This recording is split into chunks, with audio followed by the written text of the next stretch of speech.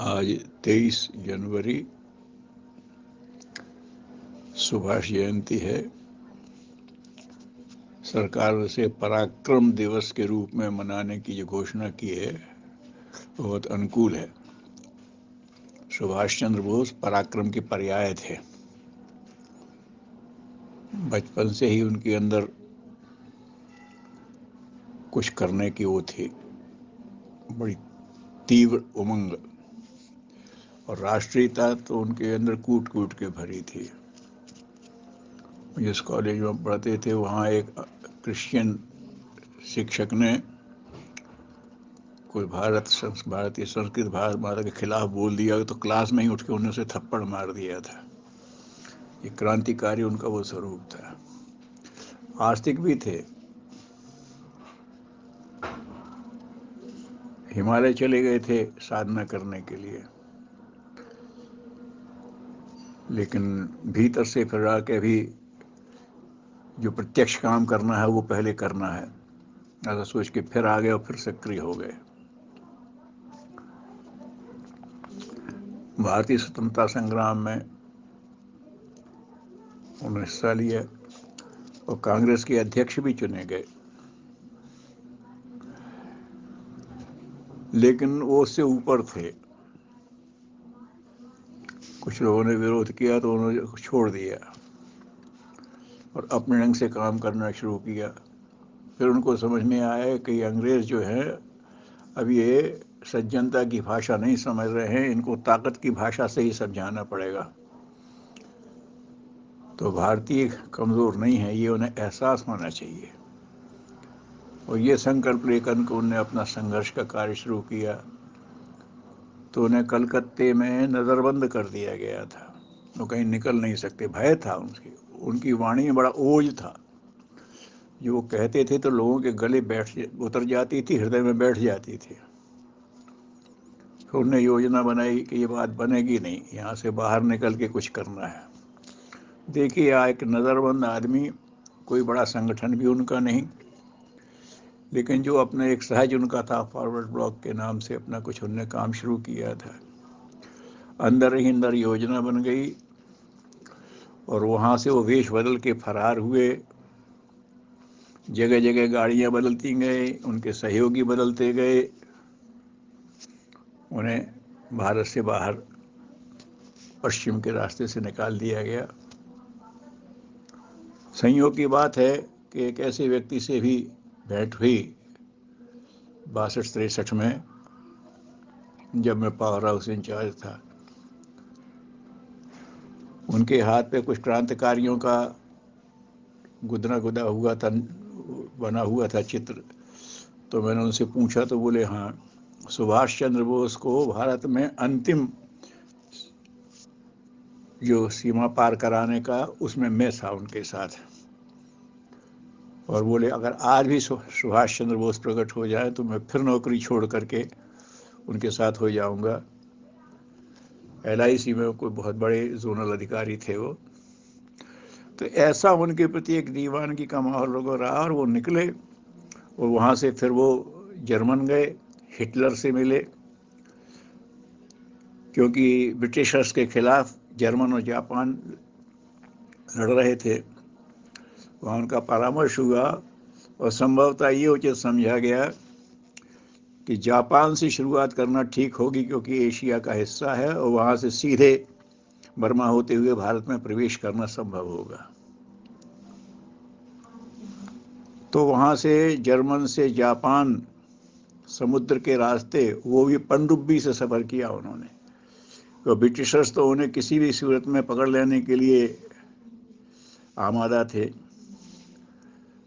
तो करीब आधी दुनिया का चक्कर लगाया उन्होंने पनडुब्बी में और वहाँ पहुँचे। जापान में पहुँच के योजना बनी, आज़ाद हिंद फौज का गठन किया। उसे अभूतपूर्व सफलता मिली। उस समय भी बड़ी कठिन थी बात, लेकिन रेडियो ट्रांसमिशन की उनके पास व्यवस्था थी और उनका जो संदेश जाता था तो लोग एकदम राष्ट्रीय भावना से भर जाते थे। आज़ाद हिंद फौज जापान के सहयोग से बढ़ती हुई आई, बर्मा तक आ गई। सिंगापुर में उसका मुख्यालय बन गया। कई देशों ने इनकी वो जो सरकार बनाई थी उसको मान्यता भी दे दी। और जब वो भाषण देते थे, उनको जो हार पहनाए जाते थे तो वो अपने हारों को भी नीलाम करते थे। और उस समय जब रुपए की बहुत कीमत होती थी, उनके एक एक हार पे लोग हजारों रुपए लगा देते थे। एक कलकत्ता का दंपति थे, पति पत्नी ही थे दोनों। उनने बोली लगाना शुरू की, तो जब देखा कि उनकी सीमा से बोली बढ़ रही है तो उन्होंने कह दिया मेरा सर्वस्व, और ये कह करके उन्हें वो माला ले ली। सुभाष चंद्र बोस भी उनकी बात से गदगद हो गए। उनने अपना एक एक पैसा जेब का भी निकाल करके जो उनके पास संपत्ति थी सारी आज़ाद हिंद फौज के लिए दे दी। उनका स्टेटमेंट हमने कई वर्ष बाद फिर सुना था कि उन्होंने कहा था कि हमें उसका कोई अफसोस नहीं है। हमने मेहनत करके अपना जीवन चला लिया, तो हमें लगता है कि हमने सुभाष चंद्र बोस की मदद की है, आज़ाद हिंद फौज के लिए काम किया है। तो उनके हर कार्य के साथ एक ऐसे दीवानगी इस तरह का हो जाता था। जब भारत स्वतंत्र होने का हो गया तो सर इटली वहाँ के इंग्लैंड के प्रधानमंत्री थे, तो उन्होंने एक स्टेटमेंट दिया था कि हमारी ब्रिटिश सरकार ने भारत को स्वतंत्र करने की बात सोची, इसमें मुख्य भूमिका सुभाष चंद्र बोस की थी। जब उनसे पूछा तो उन्होंने कहा गांधी जी का मूवमेंट, बोले उसका भी कुछ असर था, लेकिन मुख्य बात यह थी कि सुभाष चंद्र बोस ने अपने संदेश दे करके भारतीय सैनिकों के मन में ये बात भर दी थी कि तुम्हें राष्ट्र के लिए कुछ करना है। तो हमें विश्वास हो गया था कि अब ये ब्रिटिश सरकार के प्रति वफादार नहीं रह गए हैं, ये कभी भी बगावत कर सकते हैं। और भारत में ब्रिटिश सैनिक थे कितने से, साथ तो भारतीय सैनिकों से चल रहा था। तो जब भारतीय सेना के सैनिक वो ही अपनी सरकार के विरुद्ध खड़े हो जाएंगे तो क्या होगा। तो उन्हें 1857 की शायद याद आ गई, उस समय तो भाग्य से बच गए थे। तो ये सोच करके फिर उन्होंने दिया, तो उन्होंने स्टेटमेंट दिया था कि ये सुभाष चंद्र बोस का बनाया हुआ वातावरण था, लोगों का उनके प्रति रिस्पॉन्स था, और भारतीय सेना में भारतवासियों के अंदर जो एक भाव भर गया था, उससे हमें लगा था कि अब ये हमारे कमांड में ज़्यादा दिन चल नहीं पाएंगे, तो इसके लिए हमने कर दिया। गांधी जी के मूवमेंट का भी कुछ प्रभाव उन्होंने बताया, लेकिन मुख्य ये कहा। तो ये था सुभाष चंद्र जी का व्यक्तित्व, और ये था उनका एक दूरदृष्टि का काम, जो उन्होंने कहा था कि बिना त्याग के कोई किसी की कीमत नहीं करता। इसीलिए उन्होंने कहा था तुम मुझे खून दो, मैं तुम्हें आज़ादी दूंगा। कुर्बानी का जज्बा नहीं है, सस्ते में अगर मिल जाती तो चीज़ कीमत नहीं करती। और वो ये भी कहते थे कि भारत जैसे देश के लिए अगर सही प्रगति करना है तो कम से कम 10 साल तक के लिए मुस्तफ़ा कमाल पाशा जैसा डिक्टेटर चाहिए। मुस्तफ़ा कमाल पाशा तुर्की के डिक्टेटर हुए थे। उन्होंने 2-3 साल में ही वहाँ की हवा बदल दी, पोशाक बदल दी, शिक्षित होना अनिवार्य कर दिया। हर सरकारी कर्मचारी से कहा अगर नौकरी करना है तो 1 घंटे अपनी ड्यूटी के अलावा 1 घंटे लोगों को साक्षर बनाओ। और उसमें वो स्वयं इतने वो थे कि खुद भी एक बोर्ड लेकर के निकलते थे।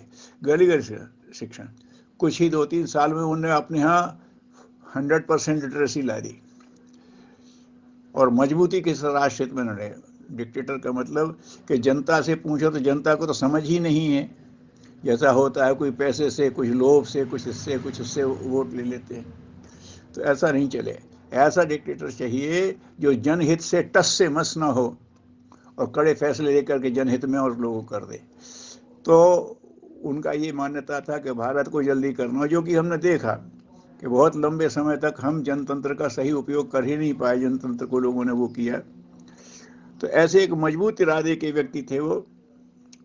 और जो कहा कि पराक्रम दिवस के रूप में लिया, तो ये उनके लिए अनुरूप है। और चाहिए ये, सुभाष चंद्र बोस जी की प्रतीक्षा सब कर रहे हैं। हमने ऐसा और कोई इतिहास में कुछ नहीं सुना कि जिसकी मौत घोषित कर दी गई हो और 10 साल 20 साल तक लोग प्रतीक्षा कर रहे हैं कि शायद वो आ जाए, और उसके लिए कुर्बानी करने के, अगर सुभाष आ जाए तो हम उनके साथ खड़े हो जाएं। तो ऐसी दीवानगी उनके प्रति थी। वो उनका एक आध्यात्मिक व्यक्तित्व था, राष्ट्रीय तो था लेकिन वो आध्यात्मिक व्यक्तित्व था। तो उनके अंदर से जो बात निकलती थी तो लोगों की आत्मा तक उतर जाती थी। ऐसे थे सुभाष चंद्र बोस। उनको हम सब नमन करें और उनका अनुसरण करें पूरी शक्ति होते हुए भी। उन्होंने जो कहा था, उन्होंने कहा मैं करूंगा ही नहीं आईसीएस, उस समय आईसीएस होता था। उनके पिताजी ने कहा हाँ सिद्धांत की बातें करते हो, तुम कर नहीं सकते। तो उन्होंने कहा अच्छा करूंगा, और उसी दिन इस्तीफा दे दूंगा। उन्होंने आईसीएस क्लियर किया पहले अटेम्प्ट में और तत्काल इस्तीफा दिया। मतलब ये है कि हम कहीं कमज़ोर नहीं हैं, समर्थ ही त्यागी बन सकता है। तो लोगों करके भी दिखाया। तो ऐसा उनका ये था कि हर तरह से अपनी सामर्थ्य दिखाई और हर तरह से नम्र बने रहे। जब उन्होंने अपना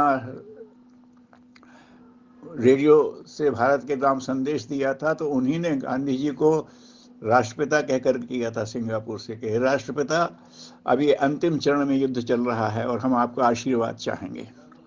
तो ऐसा था कि जितना उनमें शौर्य था उतनी उनकी नम्रता भी थी, उनकी सहजता भी थी, उनकी आत्मीयता भी थी। ऐसे महापुरुष को नमन। और हम सब लोग उनको आदर्श मान करके चलें। तो अभी राष्ट्र को जो समग्र स्वतंत्रता कहते थे, मतलब सांस्कृतिक दृष्टि से भी भारत स्वतंत्र हो, उसकी ओर हम लोग का प्रयास करें। ये हम सब के लिए कल्याणकारी होगा, उनके लिए सही श्रद्धांजलि होगी। ओम शांति।